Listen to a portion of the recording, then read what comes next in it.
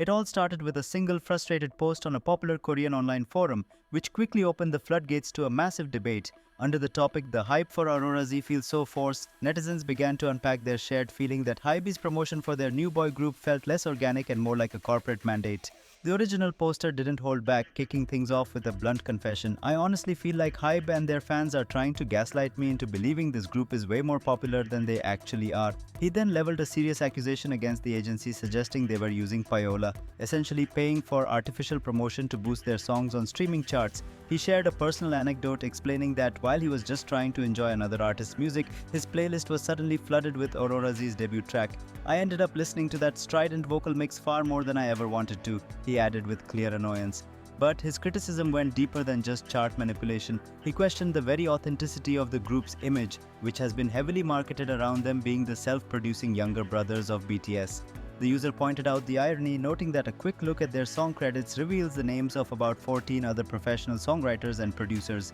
He capped off his argument with a biting comparison to the rival group RIIZE, sarcastically remarking that AURORA-Z seems like a carbon copy in every aspect except, for the good music. That initial post acted as a catalyst, and soon hundreds of users chimed in with their own thoughts, many of which echoed the original sentiment. A major point of agreement was that a huge portion of AURORA-Z's initial support comes directly from the established BTS fanbase, which would explain their explosive, almost unnatural growth in popularity right out of the gate.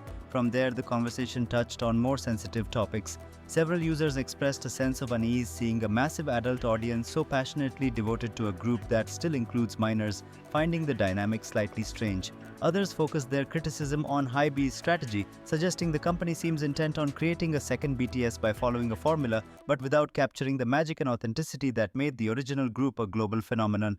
A particularly interesting point raised was the idea of a HYBE shield. Some netizens argued that if AURORA-Z were from a smaller, less powerful company, they would be facing much harsher criticism for certain creative choices or even accusations of cultural appropriation. However, their connection to a corporate giant like HYBE, and by extension the powerful BTS fandom, seems to be serving as a media shield, protecting them from the kind of scrutiny that other rookie groups endure. Ultimately, the overwhelming feeling expressed in the thread was one of simple exhaustion. Many users admitted that the group members themselves might be talented and have potential, but the company's relentless, in-your-face promotional tactics are generating more resentment than genuine interest.